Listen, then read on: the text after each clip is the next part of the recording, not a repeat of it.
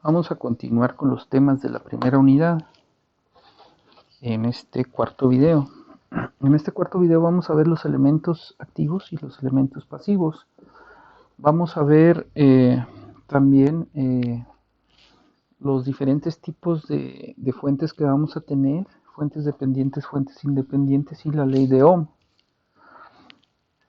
Bien, entonces vamos a comenzar por definir lo que es un elemento pasivo.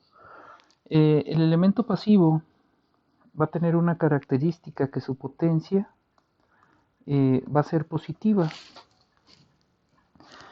Y uno de los elementos que hemos estado viendo que cumple con esas características es la resistencia.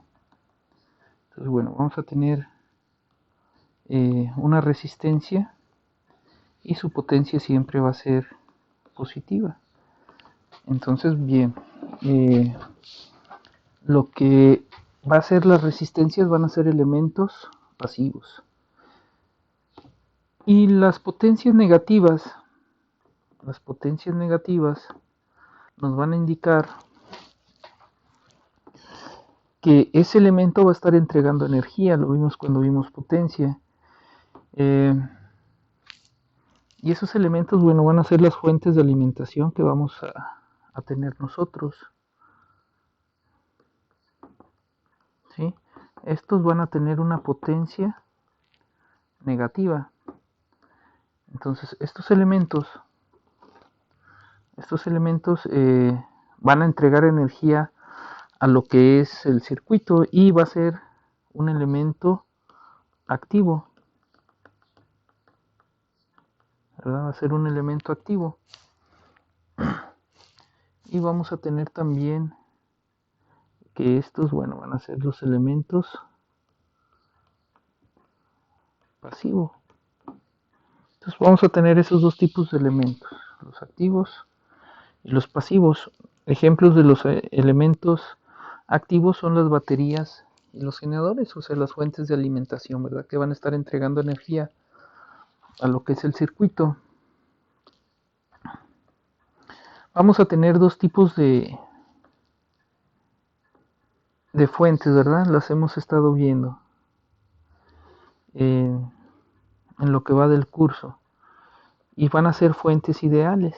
La forma de representar esas fuentes son de esa manera.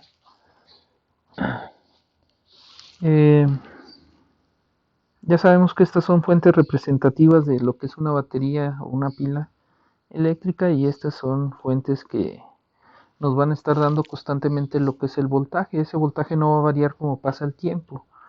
En cambio, bueno, estas en lo que es en el modelo físico real, sí va a estar variando su voltaje como pase el tiempo, ¿verdad? Es el caso de las pilas.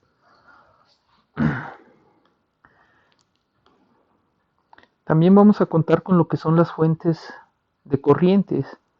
¿Sí? También va a tener lo que es su voltaje. Y van a ser también, las vamos a considerar como fuentes de corrientes ideales.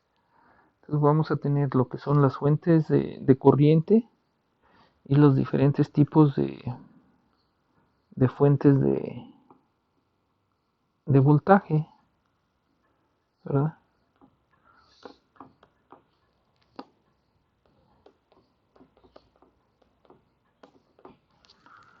Son los tres tipos de fuentes con los que vamos a estar alimentando lo que son nuestros circuitos eléctricos.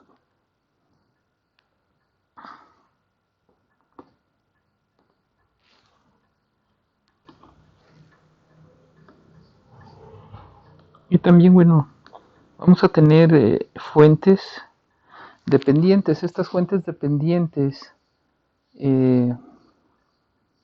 van a estar en función de un valor externo, bueno, que está dentro del circuito y en alguno de los elementos, ¿verdad? Y vamos a tener también lo que son fuentes de voltaje y fuentes de corriente. Vamos a tener 4 tipos de configuraciones. Ahorita vamos a ver bien todo esto. Y vamos a tener esos 4 tipos de configuraciones. Una fuente de voltaje dependiente que depende del voltaje, una fuente dependiente que depende de una corriente y una fuente de corriente que depende de un voltaje, una fuente de corriente que depende de una corriente.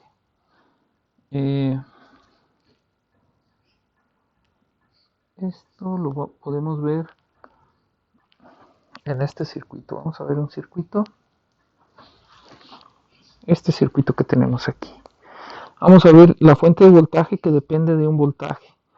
Entonces, esta fuente va a depender dos veces el voltaje que hay en X. Nosotros podemos decir que este es el voltaje que hay en X.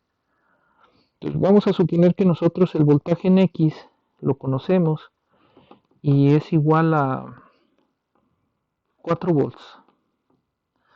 Entonces, el voltaje que vamos a tener en esta parte va a ser, el voltaje va a ser igual a 2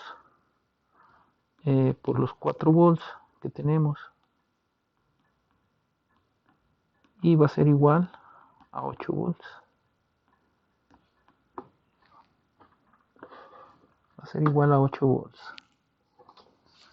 Entonces, ese voltaje es el que vamos a tener aquí, ¿verdad?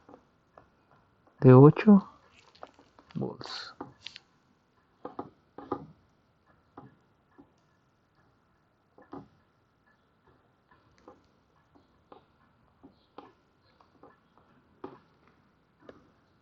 Y es debido a una fuente de voltaje que depende de un voltaje.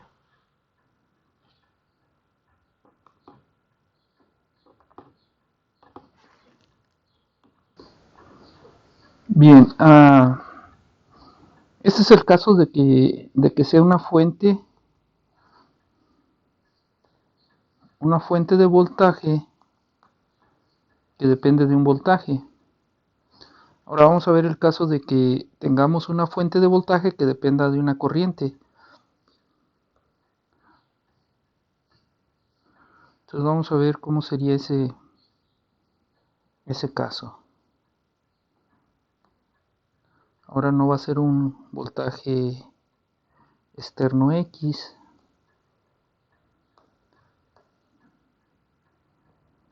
Y ahora vamos a tener que sea 2 veces el valor de X, de IX. Y esa IX vamos a decir que es la que circula por esta resistencia, esta IX. Y esa IX vamos a suponer que tiene un valor de, vamos a decir que tiene un valor, no sé, vamos a ponerle un ampere, que circula un ampere por ahí. Entonces el voltaje que yo voy a tener aquí va a ser igual a 2 por 1, y bueno, esto va a ser 2 volts, ¿verdad? Entonces el voltaje que yo voy a tener aquí va a ser de 2 volts. Y ese voltaje va a ser debido a una fuente de voltaje,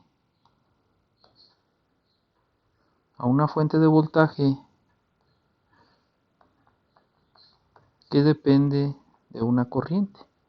Entonces, bueno, ya vimos lo que es la fuente de voltaje que depende de un voltaje, y esta es la fuente de voltaje que depende de una corriente. Ahora vamos a ver lo que es para el caso de una fuente de corriente. Una fuente de corriente que dependa de un voltaje. Vamos a ver cuál es ese caso. La fuente de corriente que depende de un voltaje.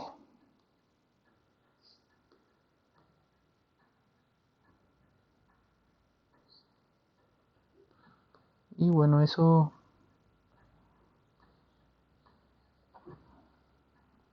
va a ser así, de esta manera. Tengo mi fuente de corriente. Tengo mi fuente dependiente de corriente. A ver, vamos a ver.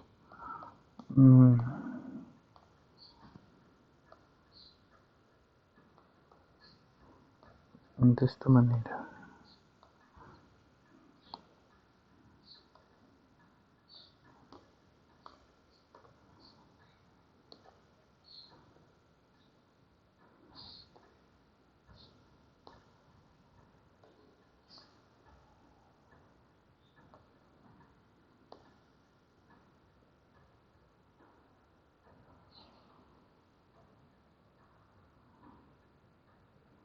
tengo mi fuente de corriente que depende de un voltaje, y ese voltaje vamos a ver, vamos a suponer que sea este voltaje de aquí, que es Vx, y esto va a valer 3 veces el voltaje que hay en X, y el voltaje que hay en X ahora va a ser de, vamos a decir que sean 2 volts, ¿verdad? Entonces el voltaje que vamos, la corriente que vamos a tener aquí, esta corriente que vamos a tener aquí, va a ser igual a los 3 por los 2 volts que tenemos ahí, y va a ser de 12 volts, digo 12 amperes, ¿verdad? Estamos con la fuente de corriente, van a ser los 12 amperes. Entonces vamos a tener 12 amperes en esta fuente, 12 amperes. Y ese es el caso de la fuente de corriente que depende de una corriente. Vamos a ver el caso de una fuente de corriente que ahora dependa de un voltaje. Perdón, bueno. Ahorita este experimento que acabamos de hacer, este ejercicio, es una fuente de corriente que depende de lo que es un voltaje, ¿verdad? Entonces, bueno, aquí tengo un error. Esta es una fuente de corriente que depende de un voltaje. Estaba dependiendo de este voltaje que tenemos aquí, ¿verdad? Entonces, ahora sí vamos a ver la fuente de corriente que depende de una corriente, y puede ser cualquier corriente de cualquier parte del circuito, ¿verdad? Puede ser cualquier corriente que esté en lo que es el circuito. Entonces vamos a ver una fuente de corriente que depende de una corriente. Pudiéramos usar esta corriente o esta corriente, ¿verdad? Y ahí ya depende del problema. Vamos a usar esta y vamos a decir que este es I de X. Y aquí va a ser 2 veces el valor que hay en I de X. Y la I de X vamos a decir que vale 1 ampere. Entonces el voltaje que vamos a tener, la corriente que vamos a tener aquí, va a ser igual a 2 veces ese ampere que yo tengo, y eso va a ser igual a 2 amperes. Entonces, bueno, aquí voy a tener 2 amperes, ¿verdad? Y ya tengo el caso de la fuente de corriente que depende de una corriente. Y son los 4 casos posibles que podemos tener de las configuraciones de esas fuentes dependientes, ¿verdad? Esas fuentes dependientes podemos obtener 4 configuraciones, que son estas que acabamos de ver aquí. Entonces, bueno, vamos a continuar con lo que es la presentación. Vamos a seguir en la siguiente laminilla. Bueno, vamos a hacer unos problemas. Vamos a hacer un problema para ver la fuente de corriente. Vamos a hacer este problema que tenemos aquí, que es el que tenemos de tarea. Entonces vamos a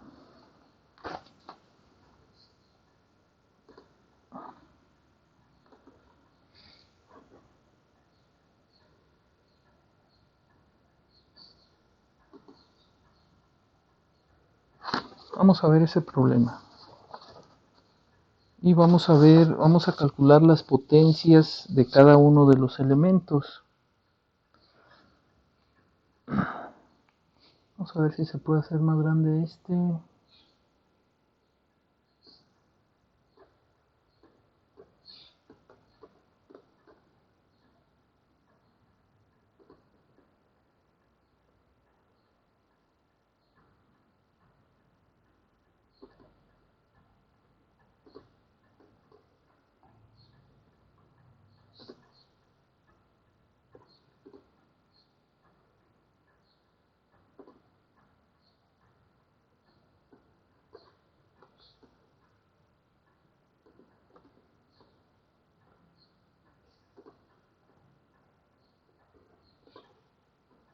Bueno, vamos a hacerlo un poquito más grande. Aquí nada más que se vean bien las características. Ahí.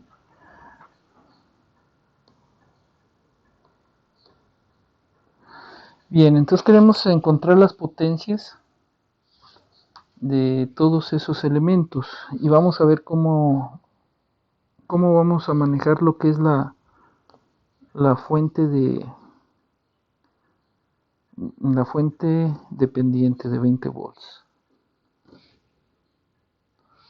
la fuente de corriente. Entonces, bueno, para encontrar la potencia en la de 7 amperes, en esta, la corriente está entrando por el negativo, ¿verdad? Está entrando por el negativo. Entonces vamos a tener que es menos 8 volts por los 7 amperes que tenemos. Y eso nos va a dar menos 56 watts. Ahora vamos a ver este elemento, la de 8 volts. Entonces la potencia de la de 8 volts va a ser igual. Está entrando por el positivo, tenemos que es 8 volts por los 2 amperes que tenemos. Esto va a ser igual a 16 watts.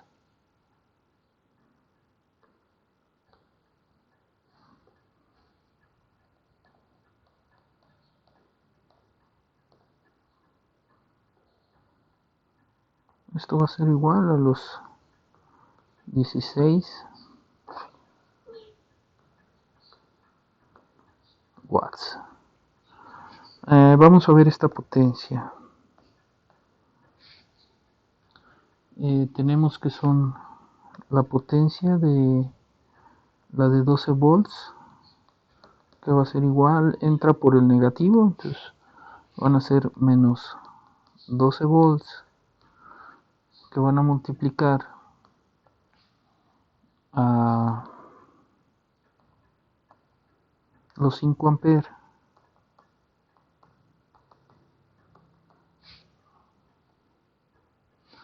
Y eso va a ser igual a menos 60 watts.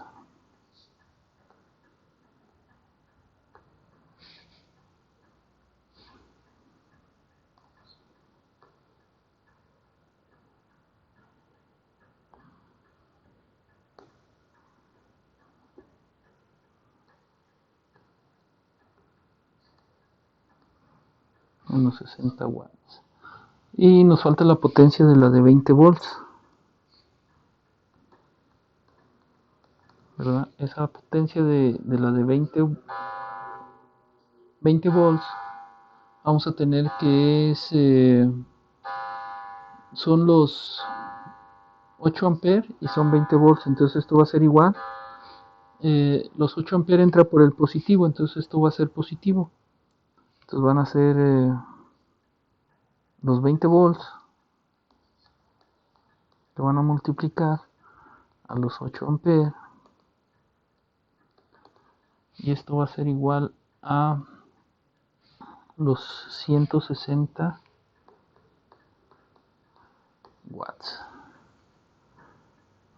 Y bueno, aquí vamos a tener lo que es la potencia de la de punto 25 Bx.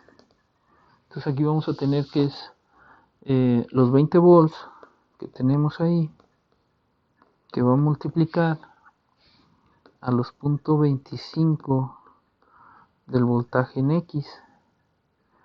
El voltaje en X es menos 12, entonces esto va a quedar igual a los 20 volts por los punto 25 por los menos 12,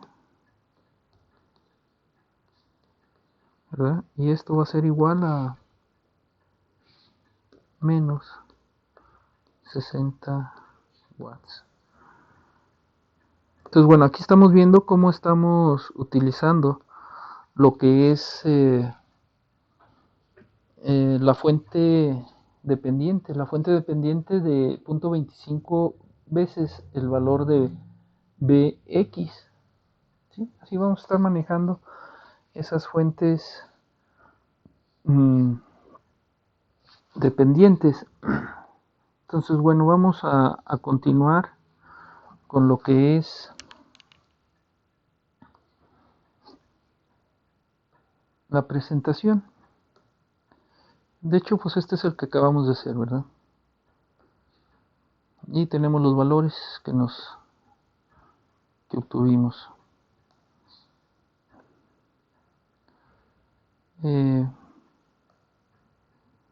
Vamos a ver las redes eléctricas. Ya hemos visto cómo se define lo que es una red eléctrica. Y es la interconexión de dos o más elementos simples de circuitos. A eso se le llama una red eléctrica. Si la red contiene al menos un camino cerrado, le llamaremos un circuito eléctrico. Si la red contiene al menos un elemento activo, se llama red activa. Si no, se llama red pasiva. Por decir, podemos tener elementos de esta manera y esto lo podríamos considerar como una red pasiva. En cambio, si esto tiene un elemento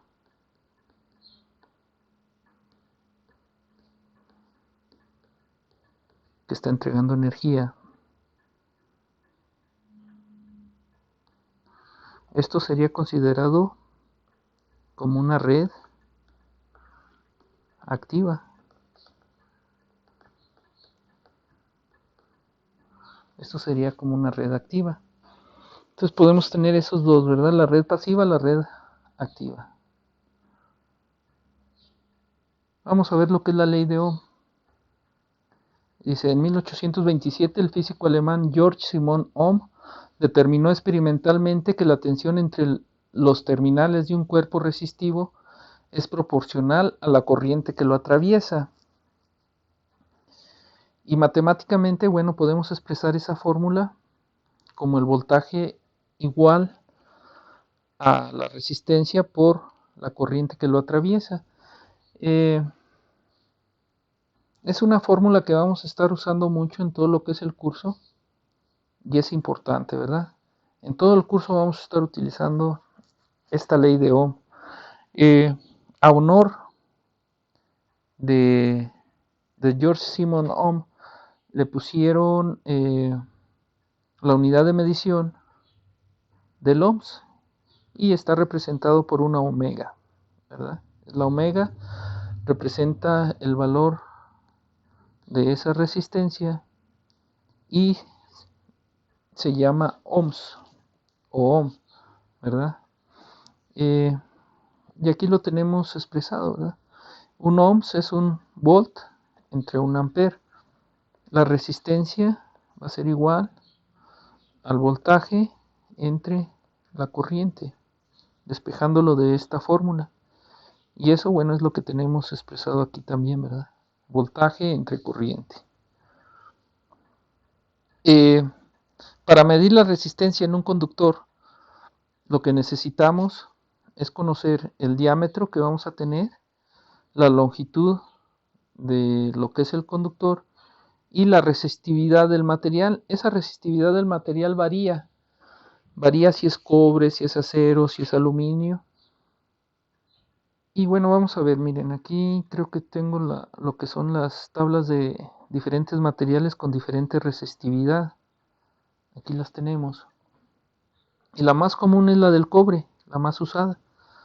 Tiene una resistividad de 1.73 por 10 a la menos 8.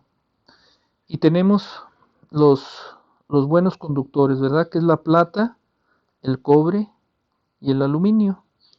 Y lo que es el oro, ¿verdad? Lo que es el oro, pues es el mejor conductor que tenemos.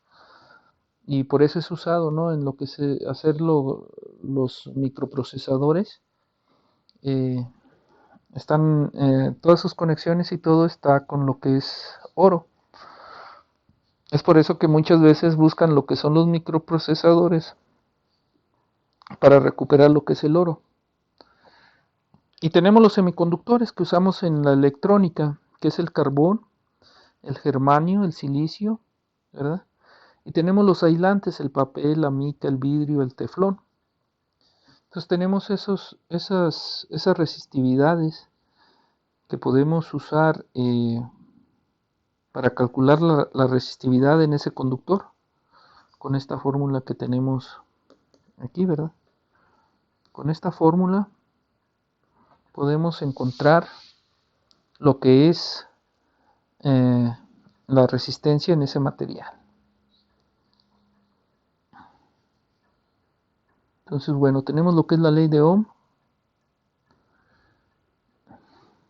y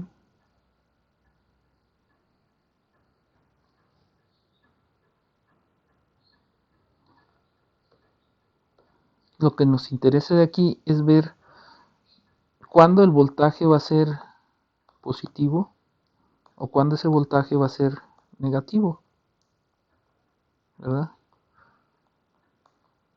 ¿Cuándo puede ser positivo? ¿Cuándo puede ser negativo? Y eso va a depender de si la corriente entra por el extremo de mayor potencial, el positivo, el voltaje va a ser positivo. Si la corriente entra por el extremo donde está el potencial negativo, el de menor potencial, el voltaje que vamos a tener va a ser negativo, como lo tenemos aquí, ¿verdad? Está entrando por el más negativo, vamos a tener un voltaje negativo. Por el potencial más positivo, vamos a tener un voltaje positivo. Entonces, con eso vamos a identificar cuándo el voltaje es positivo y cuándo el voltaje es negativo. Aquí tenemos algunas, lo que es la ley de Ohms, y nos dice que bueno, que el voltaje es igual a la corriente por la resistencia, ¿verdad? Y tenemos cada una de las nomenclaturas, incluso tenemos ahí un ejemplo de lo que es la ley de Ohms. Tenemos el voltaje, que es la entrada que vamos a estar alimentando. Tenemos la corriente, que va a depender de la resistencia que va a estar dándole los ohms, ¿verdad? Entre más apriete, ¿verdad? Menos resistencia, menos amperaje vamos a estar ahí teniendo. Entre menos apriete este hombre, ¿verdad? Va a haber más circulación de corriente. Es una analogía, ¿verdad? Que está en esa figura y es muy representativa exactamente lo que está haciendo, lo que están haciendo esas tres personas es lo que está pasando en la ley de Ohm, la ley de voltaje del voltaje de Ohm, ¿verdad? Donde nos dice que el voltaje va a depender de la corriente y de la resistencia. Eso va a depender de ese voltaje.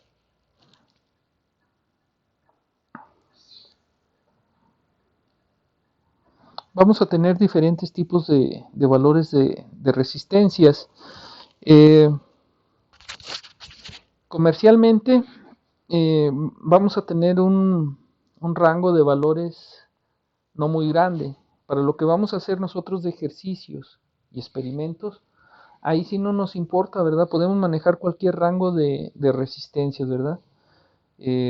Pero lo que es la construcción de las resistencias reales, ahí sí va a haber un rango más pequeño de valores disponibles en el mercado para usarlas. ¿Y cómo vamos a identificar esas resistencias? Pues vamos a identificarlas con las bandas de colores que vamos a tener en cada una de ellas. Nos van a indicar el valor que tenemos y la tolerancia que tenemos. También vamos a tener valores de potencia para cada resistencia, también en un rango no muy amplio, ¿verdad? Vamos a tener que si queremos elegir unas resistencias tenemos que ver qué corriente tenemos, qué voltaje tenemos para sacar la potencia. Entonces ya en base a la potencia y al valor de la resistencia que tengamos, podemos ir a la tienda donde vendan lo que son las resistencias eléctricas y pedir, ¿verdad? Me da una resistencia de este valor y de una potencia determinada, ¿verdad? Ya lo que se vaya a necesitar en lo que estemos haciendo en lo que es el circuito. Entonces vamos a poder identificar esas resistencias mediante las bandas de colores que tenemos. Más adelante vamos a ver una tabla donde tenemos esos códigos de colores. Por decir, bueno, aquí tenemos las tablas de resistividades que ya vimos, ¿verdad? Entonces, bueno, eso ya las comentamos. Y tenemos aquí algunas tablas que nos pueden servir, ¿verdad? Unas tablas que nos pueden servir. Pues este triangulito es sencillo, ¿verdad? Lo puse porque, bueno, está interesante. Sabemos que el voltaje es igual a I por R. Entonces, si nosotros elegimos lo que es el voltaje, vamos a tener I por R. Si elegimos lo que es la corriente, aunque pues aquí lo despejamos algebraicamente, ¿verdad? Pero bueno, se me hace interesante el triangulito este. Es voltaje sobre resistencia. Voltaje sobre resistencia, ¿verdad? Eh, si, si elegimos lo que es la resistencia, aquí en este triángulo va a ser voltaje sobre corriente, ¿verdad? Eso es lo que vamos a tener. Y en esta otra tabla, bueno, aquí esta está más completa. Si queremos conocer resistencia, podemos saber qué es voltaje entre amperaje. Si queremos conocer también resistencia, podemos usar voltaje al cuadrado entre lo que es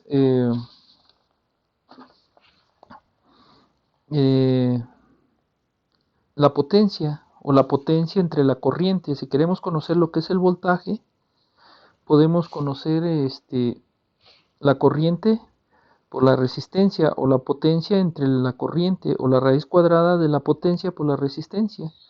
Para conocer la potencia podemos usar lo que es el voltaje por la corriente o la corriente cuadrada por la resistencia I cuadrada R o el voltaje cuadrado sobre R, ¿verdad? Igualmente para lo que es el amperaje.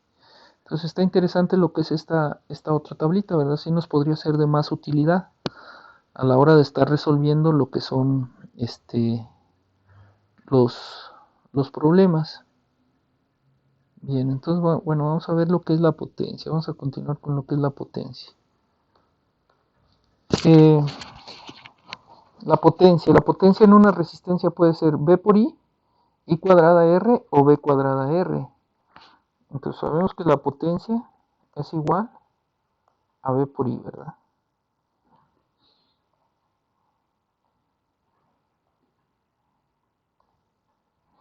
Sabemos que la potencia es igual a B por I. Y sabemos que el voltaje en la resistencia es igual a I por R. Entonces, la potencia, una ecuación, dos ecuaciones. La potencia, si sustituimos 2 en 1 en la ecuación 1, vamos a tener que la potencia va a ser igual a I a la I por R por I. Y esto nos va a dar que la potencia va a ser igual a I cuadrada R. Y de esta manera podemos estar viendo de dónde salen estos términos, ¿verdad? Que por qué también es I cuadrada R o B cuadrada R, ¿verdad? También podemos estar calculando esos valores.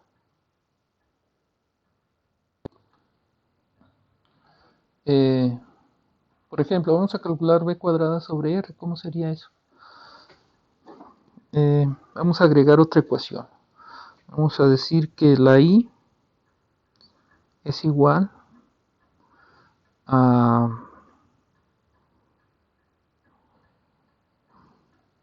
B sobre R, ¿verdad? B sobre R. Y esta la vamos a llamar la ecuación 3. Entonces podemos sustituir lo que es la ecuación 3 en la ecuación 1, ¿sí?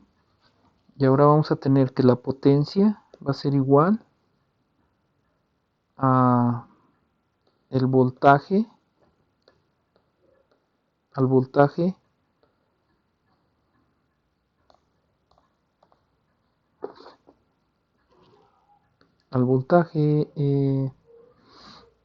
por la corriente, y la corriente es voltaje entre resistencia, entonces voltaje entre resistencia, y esto nos da que la potencia es igual a B cuadrada sobre R, ¿sí? Y así podemos ir encontrando cada una de las representaciones que tenemos en lo que es aquí en la presentación, que es B cuadrada sobre R, ¿verdad?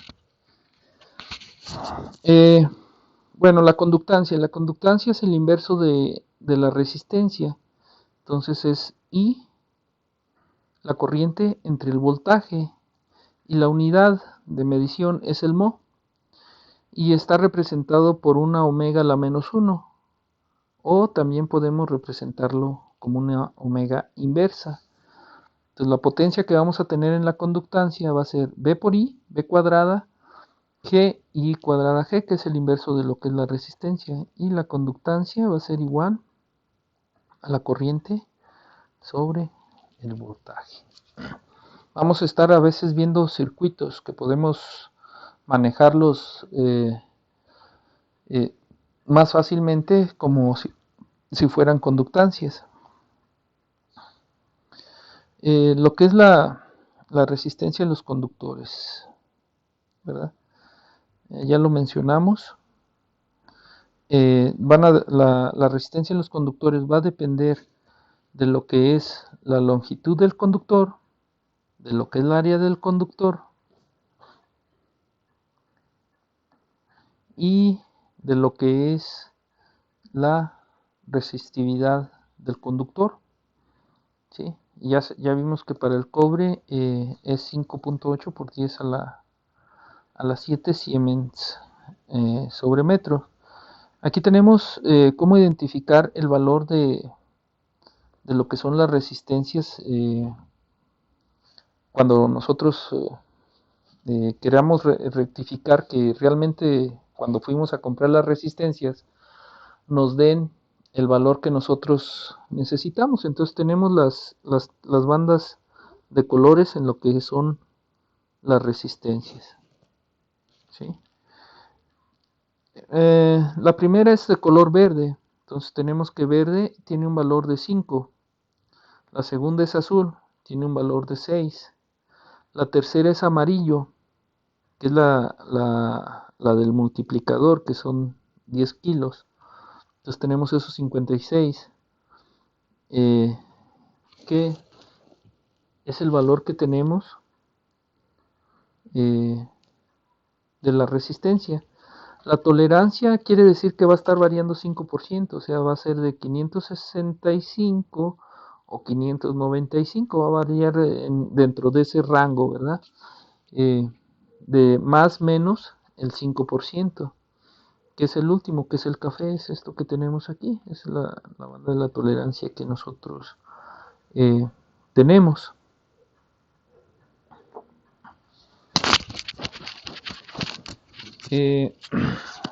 Bueno, y así podemos identificar los valores de las resistencias, ¿verdad? Eso se logra con la práctica. A la hora que nosotros vamos a hacer las prácticas, los circuitos eléctricos, ir a comprar el material, pues ahí vamos a estar practicando y con eso se va a obtener lo que son los valores para identificarlos más rápidamente. Tenemos la conductancia, que es el inverso de la resistencia. También ya lo vimos, es el Siemens y es una omega invertida, ¿verdad?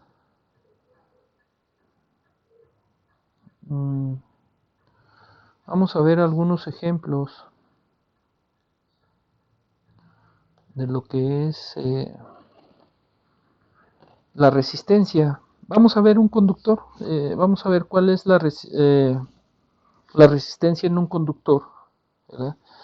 Ya sabemos que en cualquiera de nuestras casas pues tenemos conductores por todos lados, ¿verdad? Están encanalados por las paredes, por el techo. Entonces vamos a ver un ejemplo más o menos de ese tipo, ¿no?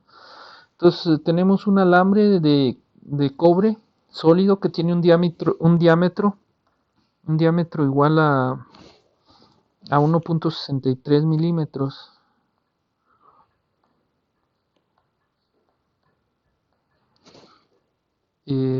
Para la distribución de todo lo que es la casa, ¿verdad? Del suministro eléctrico.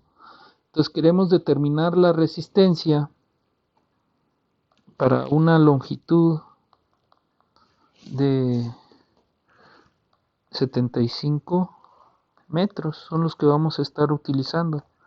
75 metros. Queremos ver qué resistencia hay en una longitud de 75 metros de alambre de cobre sólido, ¿verdad? Que ya vimos, tiene este diámetro. Entonces tenemos el diámetro, tenemos la longitud y sabemos que la resistencia va a ser igual a lo que es la resistividad del material por la longitud entre el área del material. Entonces la resistividad de ese material lo tenemos en esta tabla y es de cobre. Vamos a regresar a lo que es la tabla, que era 1.60 y tantos por 10 a la menos 8, según recuerdo. Es 1.73. Es 1.73 por 10 a la menos 8. Entonces conocemos también lo que es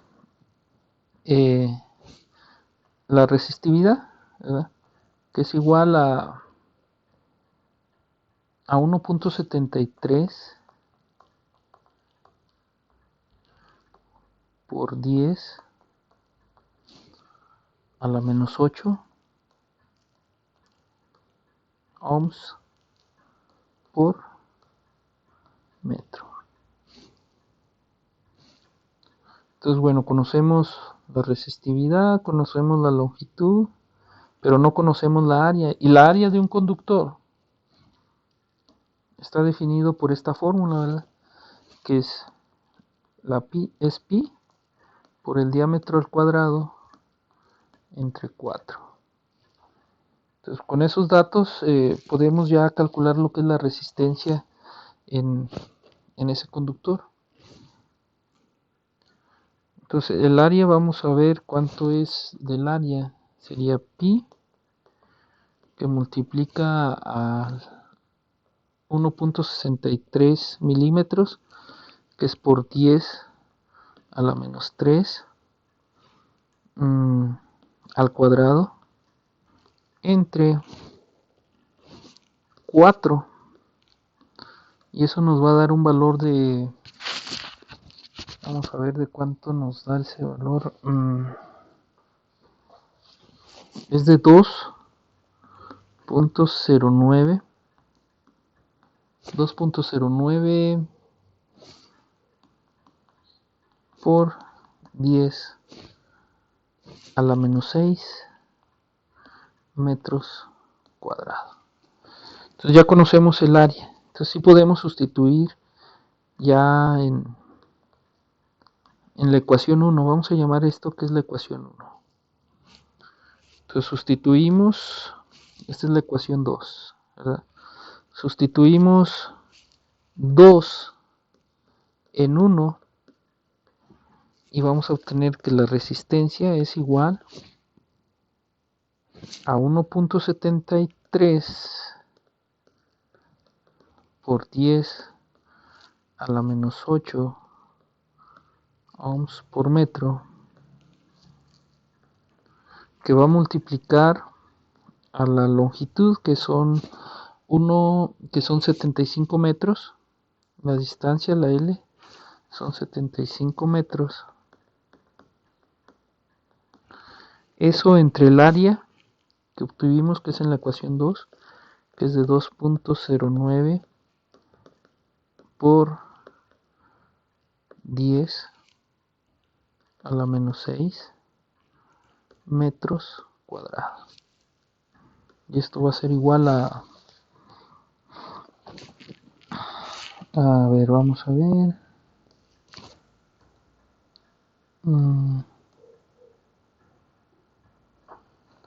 Nos da un valor de 0.619 ohms.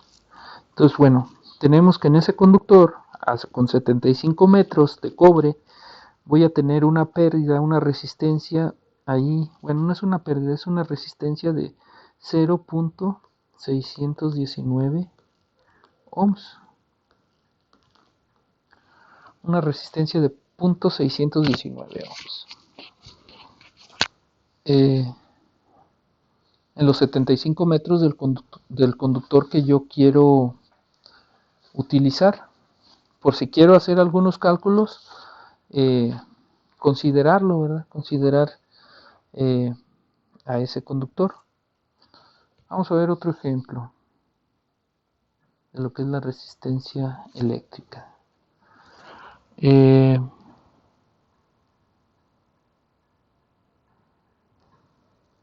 Vamos a ver este circuito y quiero encontrar lo que es la corriente. Es un circuito sencillo, una fuente de voltaje y una resistencia. Más o menos, vamos a decir que sea de 5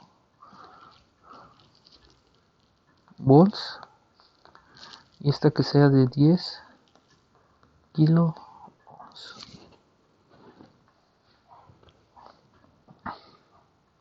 Entonces quiero encontrar cuál es la corriente que pasa por esos dos elementos, ¿verdad? Quiero saber cuál es esa corriente que pasa por esos dos elementos. Quiero conocer cuánto vale la corriente. Entonces, bueno, vamos a ver. Y lo que vamos a encontrar aquí nos va a servir para lo que es la siguiente unidad también, ¿verdad? Nosotros sabemos que la potencia es igual a V por I. Y también sabemos que la ley de la conservación de la energía nos dice que la suma de todas las potencias en un circuito es igual a 0. O las potencias que entran es igual a la suma de las potencias, bueno, las potencias que suministran es igual a las potencias que consumen, ¿verdad? Vamos a ponerle así, nada más, para identificarlas. Las potencias activas va a ser igual a la suma de las potencias pasivas. Y en este caso pues tenemos dos, ¿verdad? Tenemos la potencia de la de 5 volts y la potencia de la de 10 kilo ohms. Entonces, si hacemos la suma de esas potencias en este circuito, la de 5 volts está entregando. Entonces, tenemos que la potencia de 5 volts está entregando. Es negativa. La potencia de la de 10 kilo ohms está recibiendo la energía, está consumiendo. Entonces es positiva. Y esto es igual a 0. quiere decir que la potencia de la de 5 volts es igual a la potencia de la de 10 kilo ohms. Y la potencia de la de 5 volts está definida por V por I. Y esto es igual también a esta V por I. Y para que esto se cumpla, el voltaje debe de ser el mismo. Y la corriente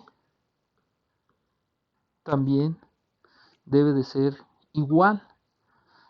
Entonces la corriente en la fuente de voltaje de 5 volts, la corriente que tengo en la fuente de voltaje de 5 volts es igual a la corriente que tengo en la resistencia de 10 kilo ohms. Entonces, de aquí concluimos algo muy interesante, ¿verdad? Que la corriente que vamos a tener en estos elementos, la corriente que pasa por este elemento que tengo yo aquí,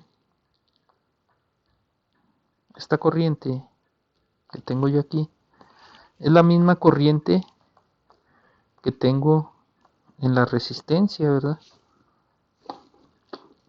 Es la misma corriente que yo tengo en la resistencia. Entonces, la corriente de la de 5 volts es igual a la corriente que tengo en la resistencia de 10 kilo ohms. Y el voltaje que tengo en la de 5 volts, bueno, pues son 5 volts, ¿verdad? Es igual al voltaje que tengo en la de 10,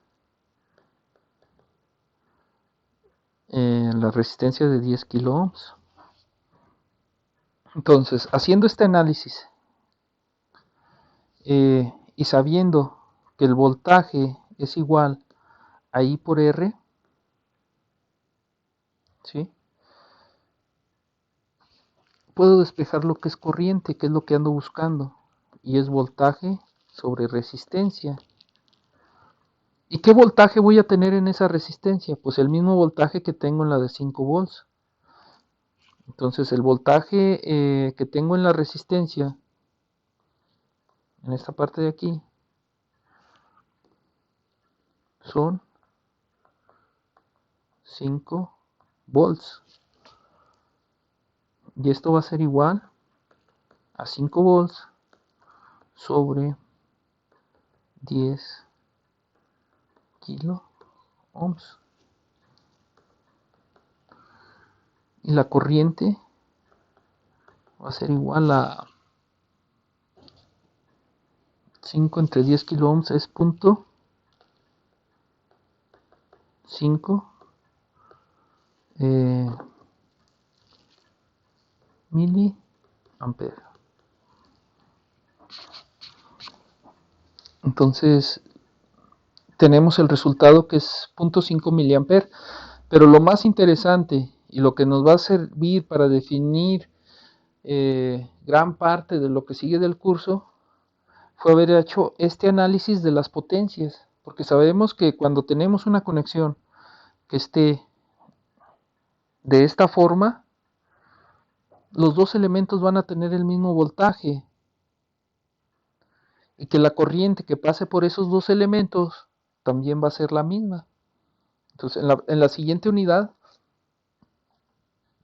nosotros vamos a ver eh, los elementos, cómo se comportan cuando están conectados de diferente manera, y vamos a tener diferentes conexiones, ¿verdad? Vamos a tener diferentes conexiones de lo que es esos elementos. Vamos a tener tres tipos. Vamos a adelantarnos un poquito. Vamos a tener algunos circuitos que van a estar configurados de esta manera, ¿verdad? Podemos tener aquí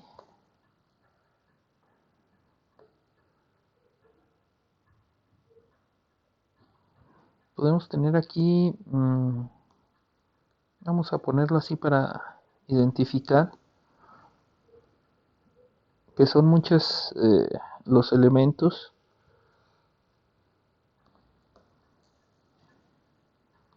que vamos a tener interconectados.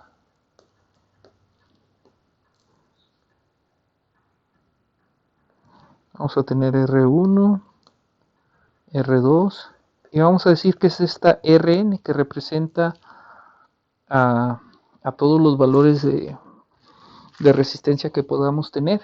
O sea, podemos tener bastantes resistencias conectadas de esa manera, y también podemos tener circuitos que estén conectados de esta forma. Vamos a tener bastantes circuitos que estén conectados en esta forma. Igual vamos a tener el valor de R1, R2 y Rn, y vamos a tener el valor de B, y podemos tener una combinación de esos dos circuitos.